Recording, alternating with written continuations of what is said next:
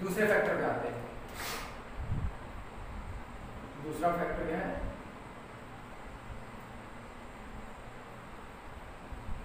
Intermolecular forces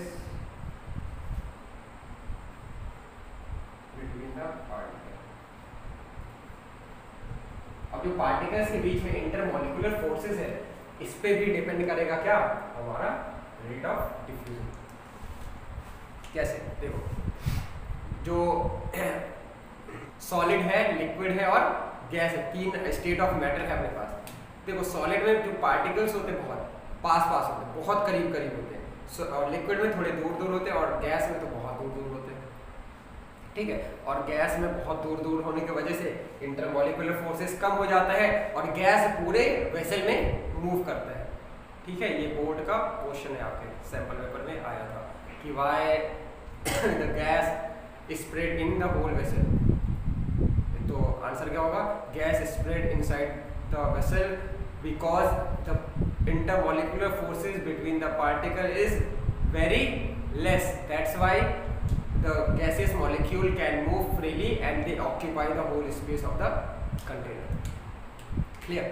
समझ में आया? हाँ, तो हम बात कर रहे थे कि state of matter, gas, liquid और सॉलिड की।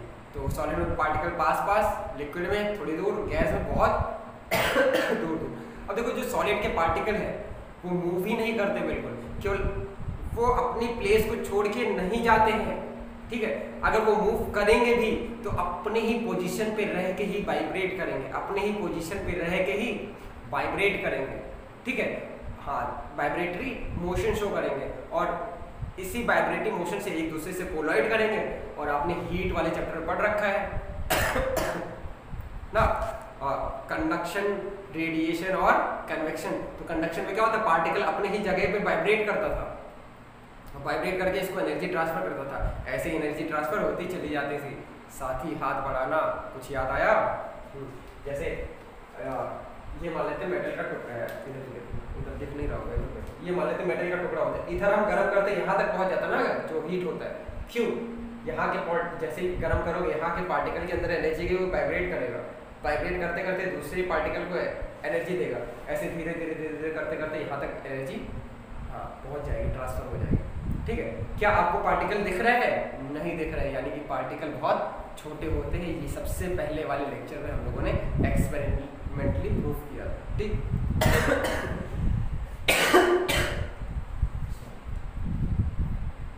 काम हो गया, मैं नहा लिया था वॉलीबॉल खेलने के, इसलिए।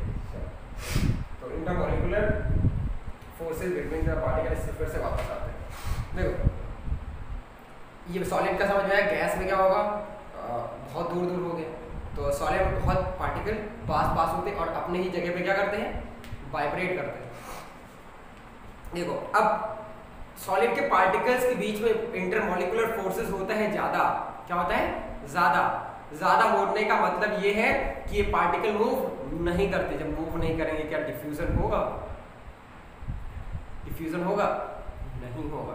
तो सॉलिड के अंदर डिफ्यूजन नहीं होता है, ये हमें लगता है, लेकिन सॉलिड के अंदर डिफ्यूजन होता है, लेकिन बहुत स्लो रेट से, बहुत स्लो रेट से। ठीक है, लिक्विड में पार्टिकल दूर दूर, इसमें फोर्स ऑफ अट्रैक्शन कम है, मतलब ये इधर उधर घूम सकते हैं, इधर उधर घूम सकते हैं, मतलब आसानी से डिफ्यूज कर सकते हैं। डिफ्यूज मतलब मिक्स हो सकते हैं कहीं भी जाके, और गैस तो आराम से मिक्स हो सकता है ना। और गैस के आराम से मिक्सिंग की वजह से आज मछलियाँ जिंदा है, जो फिशेज है वो कैसे जिंदा है? जो गैस है वो आराम से वाटर में डिजॉल्व हो सकता है, क्योंकि फ्री है ना, आराम से वाटर में डिजॉल्व होता है। वही डिजॉल्व ऑक्सीजन को कौन लेता है? जो भी वहाँ पे प्लांट्स और एनिमल्स है पानी के अंदर। बात समझ में आ रही? तो गैस के फ्री डिफ्यूजन की वजह से, फ्रीली डिफ्यूजन की वजह से आज जो भी एक्वेटिक एनिमल्स और प्लांट्स हैं उनको ऑक्सीजन मिल पाती है।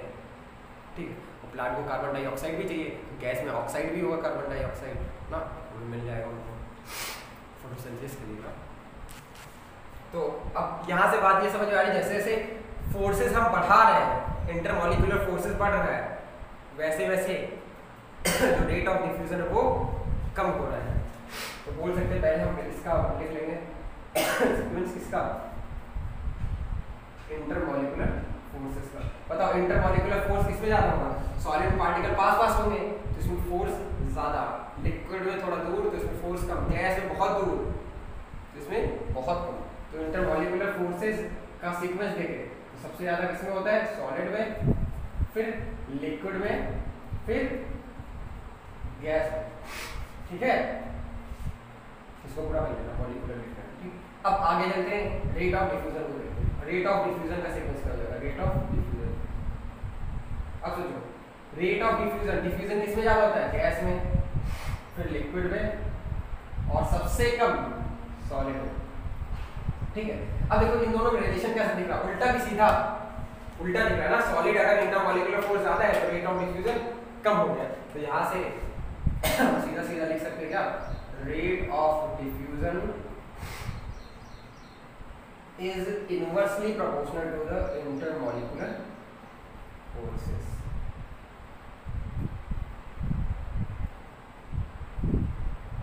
समझ में आ गया? आगे समझ में? एक खास बात यहाँ पे सुन लो, क्या कि सॉलिड के अंदर रेट ऑफ डिफ्यूजन होता है लेकिन बहुत कम रेट से। क्या होता है? बहुत कम रेट से। आपके दिमाग में याद होगा सर कहाँ होता है? तो सॉलिड में रेट ऑफ डिफ्यूजन देखने को मिलता है। कहाँ देखने को मिलता है? देखो ये ऐसे मैंने यहाँ पे कलर कर दिया।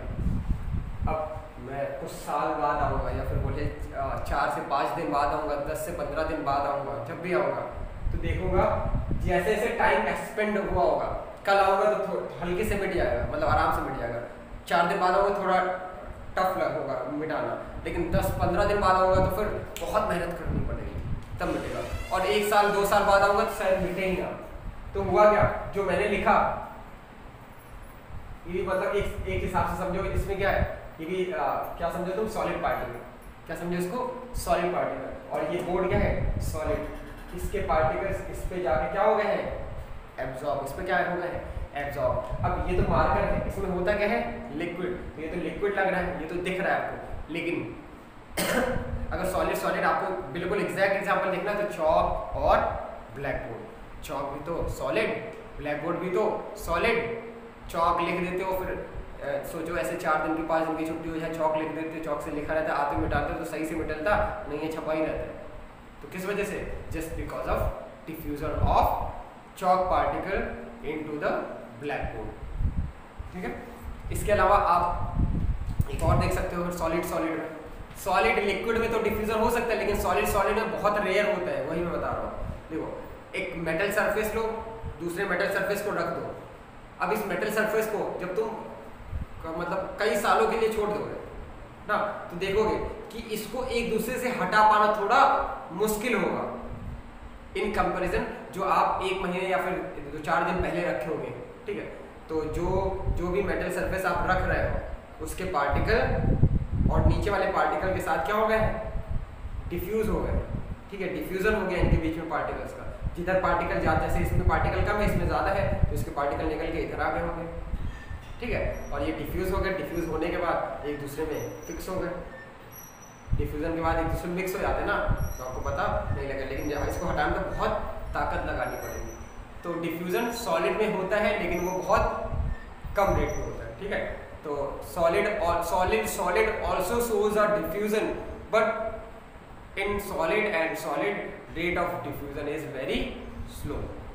ठीक, कमाल की बात में लिख लेना, in solid rate of diffusion is very slow. In solid मतलब 2 सॉलिड हो गए थे उसमें, तो रेट ऑफ डिफ्यूजन होगा लेकिन बहुत स्लो होगा। जैसे चॉक और ब्लैक बोर्ड एक एग्जांपल है, और 2 मेटल सरफेस में दो, वो आपका एग्जांपल है। बात क्लियर हो गई?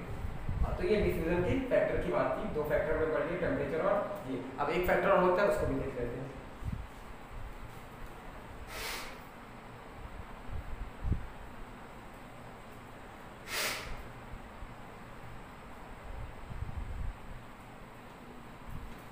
जो मैं पढ़ा रहा हूँ ये चीज़ें, इन चीज़ों को अच्छे से आप ध्यान से पढ़िए और उसको रिवाइज करते एक बार जरूर कर लिएगा। ठीक है, अभी लेक्चर देख रहे हैं आप ध्यान से, तो उसका नोट करेंगे तो रिवाइज होगा। एक बार और रिवाइज कर लेगा अपने कॉपी से, और जब आप रिवाइज कर लेंगे तो बहुत सारी चीज़ें आपकी क्लियर हो जाएगी। 9th 10th में जब जाओगे बहुत सारी चीज़ें आपको आराम से समझ में आएगी, इसलिए पढ़ा रहा हूँ। फिर आगे जैसे जैसे फिर 10 9 10 आपने पढ़ लिया तो 11 12 बहुत आसान हो जाएगा। और 11 12 आसान हो गया मतलब जो कंपटीशन देना चाहते हो निकल गया ना, बन गया डॉक्टर इंजीनियर। चलो इधर आ जाओ, वो आपको मत जाओ, डॉक्टर इंजीनियर बन गए, खुश हो गए, इधर आओ। चलो तीसरे पे आते हैं। तीसरा फैक्टर जो है वो क्या है, कंसंट्रेशन ग्रेडियंट। देखो कंसंट्रेशन का मतलब मात्रा होता है, सिंपल सा, ये तो पढ़ ही रखा ना। जैसे टीचर बोलता है कंसंट्रेट इन क्लास, तो इसका मतलब क्या होता है कि अपना जो मैक्सिमम मतलब थिंकिंग पावर है वो क्लास में रखो। लेकिन होता क्या है, कभी कभी हम लोग फैंटेसाइज कर रहे होते हैं, कहीं पार्टी कर रहे होते क्लास में, लेकिन पार्टी कर रहे होते हैं। मामा आए हैं या मामी आई, उन्हीं के बारे में सोच रहे हैं कि अभी लड्डू लाए होंगे या फिर मौसी आ रही होंगी, पैसे दे रहे होंगे, होता है नहीं। चलो अच्छे बच्चे इसलिए नहीं होता है, सबके साथ होता है, ठीक चाहिए। अब पढ़ेंगे हम लोग क्या, कंसंट्रेशन ग्रेडियंट। तो कंसंट्रेशन ग्रेडियंट का मतलब होता है, ग्रेडियंट मतलब ढाल, ग्रेडियंट मतलब ढाल ना। तो ढाल का मतलब सिंपल सा मतलब है कंसंट्रेशन डिफरेंस हो रहा है। कंसंट्रेशन का क्या हो रहा है, डिफरेंस। तो कंसंट्रेशन का डिफरेंस जितना ज़्यादा होगा उतना ही ज़्यादा डिफ्यूजन होगा। जैसे एक ये टब था, इसमें वाटर यहाँ तक था, और ये दूसरा टब था, इसमें वाटर यहाँ तक था, ठीक है। और दूसरा एग्जाम्पल हमने यहाँ देखा, एक ये टब था, इसमें वाटर यहाँ तक था। अच्छा ये इतना ही बड़ा ले लो, चलो एक ये टब था, एक ये टब था, इसमें वाटर यहाँ तक था, इसमें वाटर यहाँ तक था। बताओ अगर दोनों को जोड़ देंगे, इसको और इसको, ठीक। अब बताओ किसमें डिफ्यूजन ज़्यादा होगा, किसमें ज़्यादा देर तक डिफ्यूजन होगा, इसमें इसमें ए वाले केस में या बी वाले केस में, सोचो। हाँ बी वाले केस में, ए वाले में बस थोड़ा सा जाएगा, दोनों का लेवल बराबर हो जाएगा।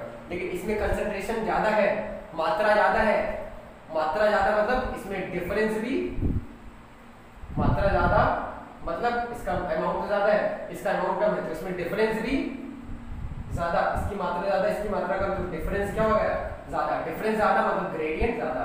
तो कंसंट्रेशन ग्रेडियंट का मतलब सिंपल समझो, कंसंट्रेशन में डिफरेंस कितना है, कंसंट्रेशन में डिफरेंस कितना है। अब इसमें कंसंट्रेशन का डिफरेंस है ज़्यादा, यानी कि इसमें डिफ्यूजन होगा ज़्यादा। इसमें कंसंट्रेशन का डिफरेंस है कम, इसमें डिफ्यूजन भी होगा कम, ठीक है। जैसे मान लेते हैं इसकी हाइट होती है 5, ये होती है 1, तो डिफरेंस कितना आया 4, माइनस किया तो डिफरेंस कितना है अंतर 4 का। इसकी थी 12 और इसकी थी यहाँ से 2, डिफरेंस आया 10। बताओ किसमें डिफरेंस ज़्यादा, इसमें किसमें, इसमें डिफरेंस ज़्यादा मतलब इसका इसमें डिफरेंस ज़्यादा मतलब इसका कंसंट्रेशन ज़्यादा, इसमें डिफरेंस कम इस वाले केस में, तो इसका कंसंट्रेशन ग्रेडियंट भी कम। और जिसमें कंसंट्रेशन ग्रेडियंट होगा कम उसका डिफ्यूजन भी होगा कम, तो इसमें डिफ्यूजन धीरे धीरे होगा। लेकिन इसका डिफ्यूजन खूब तेज होगा, खूब तेज होगा, बहुत जल्दी जल्दी निकलेगा, बहुत जल्दी जल्दी इसमें क्या होगा, पानी जाएगा, और इसमें बहुत धीरे धीरे जाएगा। तो इसमें रेट ऑफ डिफ्यूजन इसमें होगा ज़्यादा और इसमें होगा कम। तो कंसंट्रेशन ग्रेडियंट पे डिपेंड करेगा, ये भी आप घर में कर सकते हो, ठीक है। तो टब लेना, एक बार में पूरे एक वाले टब में पूरा पानी भरना, एक में छोटे में थोड़ा रखना, दोनों को पाइप से लोना, तो देखो बहुत जल्दी जल्दी पानी आएगा। फिर अगला केस लेना, टब में थोड़ा सा पानी लेना, एक पहले वाले टब में थोड़ा पानी लेना, दूसरे वाले में उसमें भी थोड़ा लेना, लेकिन इसके कंपैरिजन में कम रहे ना, थोड़ा रहे लेकिन इसके कंपैरिजन में तो कम रहेगी, जोड़ देना। तो देखो बहुत स्लो जाएगा, बहुत धीरे धीरे धीरे धीरे, मतलब ऐसे लगेगा कि मतलब थक गए। हाँ तो यहाँ पर रेट का आता है कि मतलब पर मिनट कितना जा रहा है, छोटे वाले में कम जा रहा है, लेकिन बड़े वाले पर मिनट खटाखट खटाखट खटाखट खटाखट खटाखट जल्दी जल्दी पानी आ रहा है। तो रेट ऑफ डिफ्यूजन ज़्यादा होगा जब कंसंट्रेशन ग्रेडियंट होगा ज़्यादा। ये दोनों बना लेना, ठीक है, ताकि जब बाद में पढ़ो तो अभी इसके नीचे बनाना, जो मैं लिखा हूँ उसके नीचे, ठीक। कंसंट्रेशन ग्रेडियंट पे कैसे डिपेंड करेगा रेट ऑफ, तो rate of diffusion is directly proportional to the concentration gradient. Concentration gradient होगा जितना ज़्यादा, रेट ऑफ डिफ्यूजन होगा उतना ही ज़्यादा। ये बात समझ में आ गई है पक्का? मुझे लग रहा किसी कुछ लोगों को नहीं आई, आ गई है? अच्छा यही ज़्यादा समझ में आएगी, देखिए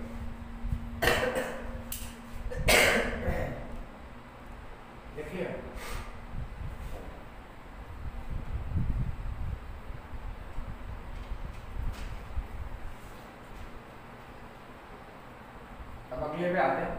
एक और है लास्ट, साइज ऑफ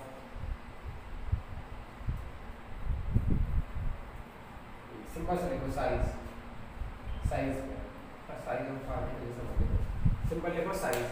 अब हम लोग अगले पॉइंट की तरफ बढ़ते हैं, साइज। अब साइज का डिफ्यूजन पे क्या मतलब डिपेंडेंसी, देखो डिफ्यूजन को मिक्सिंग के बेसिस पे समझो तो आराम से समझ में आ जाएगा, ठीक है। अब साइज पे कैसे डिपेंडेंसी होती है देखें, एग्जांपल से समझेंगे। एक शुगर वाटर लिया, तो जैसे लेते हैं अभी तक बाउल में वाटर लिया, या फिर आपके पास ग्लास हो तो ग्लास में वाटर ले लिया, एक ग्लास भर के वाटर ले लिया। अब एक में 1 चम्मच शुगर डाला और एक में 1 चम्मच शक्कर डाला। शक्कर मतलब हाँ भाई मतलब जो भी शुगर होगी उसको क्या करो, बिल्कुल फाइन पार्टिकल में तोड़ दो, मतलब छोटे छोटे फाइन मतलब बहुत छोटे छोटे पार्टिकल्स में टुकड़े में तोड़ दो ना। हाँ तो क्या कहलाता है, शक्कर। तो एक में शुगर डाला और एक में शक्कर डाला, बताओ कौन जल्दी डिजॉल्व होगा,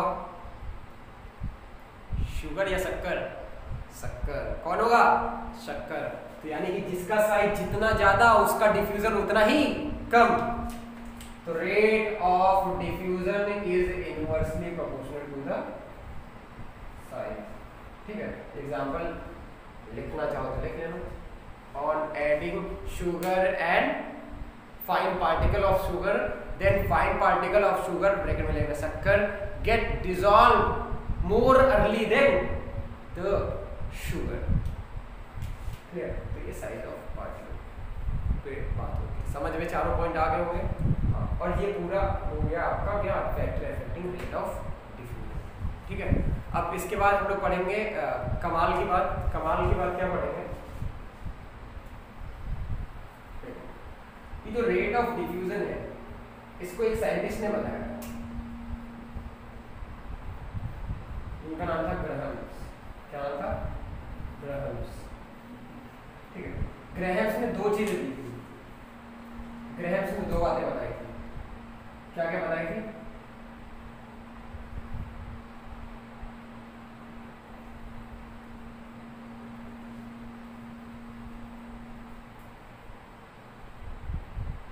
डिफ्यूजन और डिफ्यूजन, दो चीजों के बारे में बताया था, ठीक है। ग्राहम्स ने, अब ग्राहम्स ने क्या बताया था, देखो डिफ्यूजन तो पढ़ लिया, डिफ्यूजन पढ़ते हैं। देखो डिफ्यूजन पे जस्ट उल्टा डिफ्यूजन, डिफ्यूजन में हम समझ रहे हैं क्या होगा, अंदर जाएगा। डिफ्यूजन का मतलब बाहर, ऐसे बाहर आ रहा है, होता सब कुछ वही है। इसे डिफ्यूजन का सिंपल सा मतलब समझते हैं, अंदर जा रहा होगा, डिफ्यूज हो रहा होगा ना। और डिफ्यूजन मतलब ऐसे समझो बाहर जा रहा है, इसे गुब्बारे में हवा भरे तो क्या कर लो, डिफ्यूज कर लो, अंदर जा रहा है ना। अब गुब्बारे के रिस्पेक्ट में, अब गुब्बारे में होल कर दिया तो उससे गैस बाहर आ रही, तो क्या लगेगा, डिफ्यूजन। डिफ्यूजन मतलब गैस का बाहर आना, समझ आया? तो वही होता है डिफ्यूजन। तो अब डिफ्यूजन की डेफिनेशन देख लेते हैं, डिफ्यूजन होता है क्या। डिफ्यूजन होता है रेट ऑफ लीक आउट, और ये डिफ्यूजन जनरली गैसेस के केस में हम पढ़ते हैं, ठीक है, और लिक्विड और उसके केस में ना के बराबर पढ़ते हैं। लिक्विड और सॉलिड, सॉलिड में बिल्कुल नहीं पढ़ते हैं, लिक्विड में हालांकि ये वर्ड यूज करते हैं, डिफ्यूजन कहीं कहीं यूज करते हैं, ठीक है। तो rate of leak out of gases from अ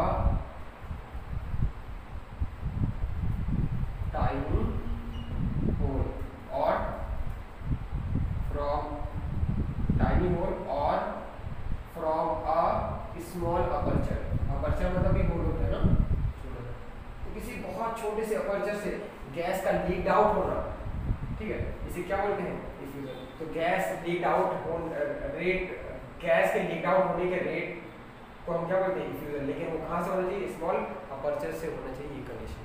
तो leak out of gases from the aperture, वो भी कैसा होना चाहिए, स्मॉल, पर यूनिट टाइम रहेगा डिफ्यूजन। अब रेट आगे नहीं लगाया तो आगे पर यूनिट टाइम लगाएंगे। अरे रेट का मतलब अपॉन टाइम है तो समझते हो ना, चाहे रेट बोले चाहे पर यूनिट टाइम बोले, तो पढ़ रखा है। तो ये डिफ्यूजन हो गया। अब ग्राहम्स ने एक लॉ दिया था, क्या लॉ दिया था देखो,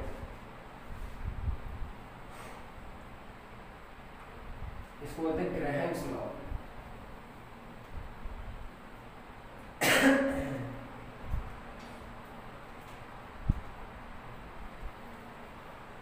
तो पढ़ेंगे वो ग्राहम्स लॉ।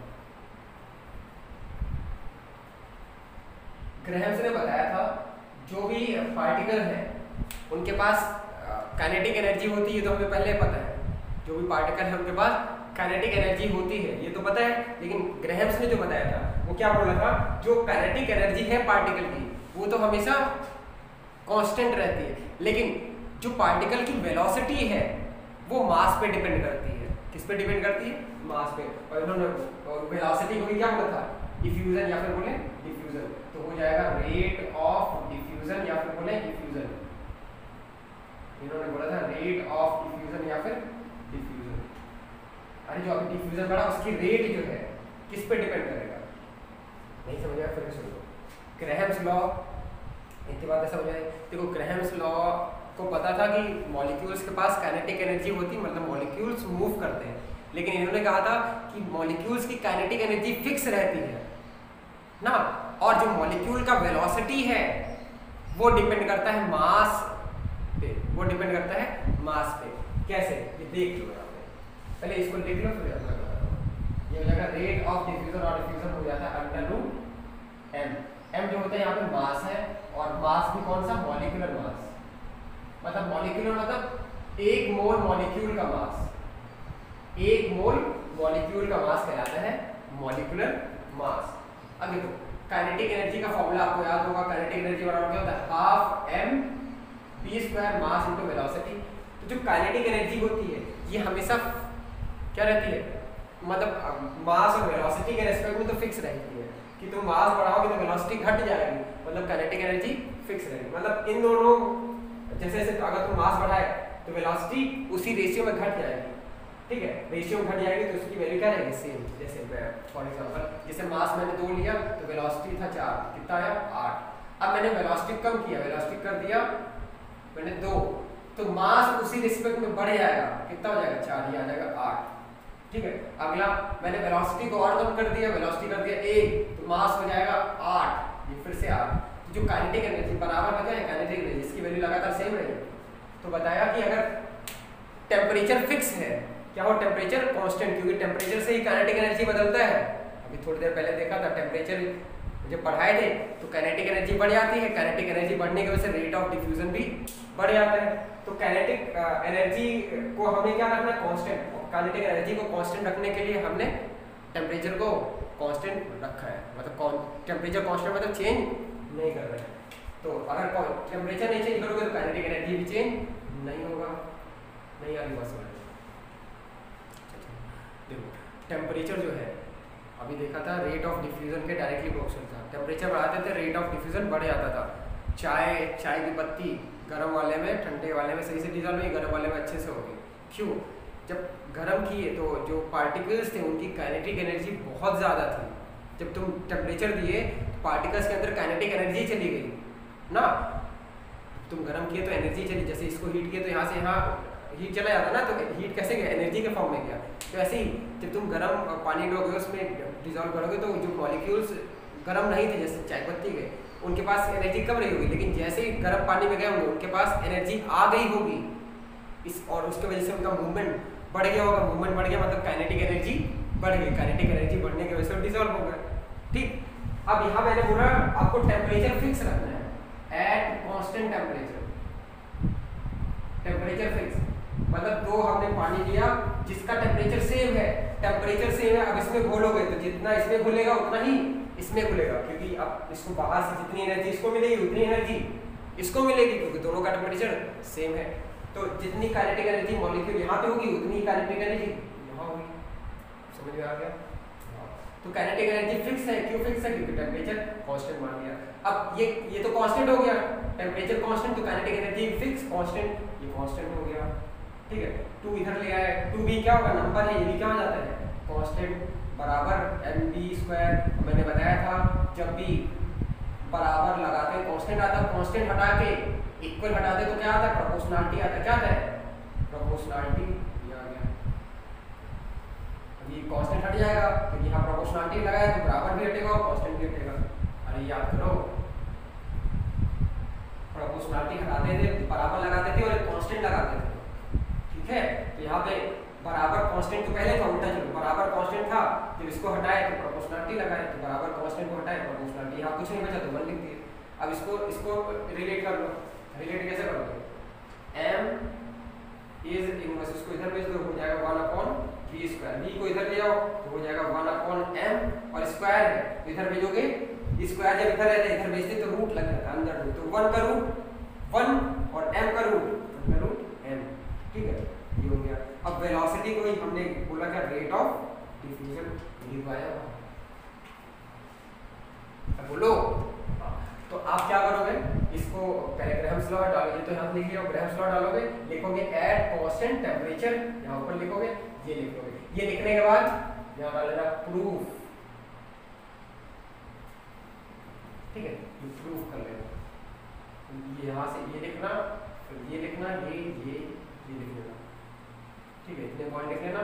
और यहाँ पे एक बात लिख लेना क्या, लिख लेना kinetic energy of the system remains constant,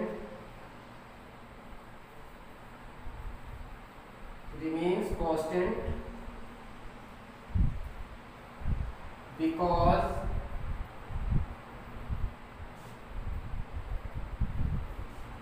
the temperature of the system is not changing।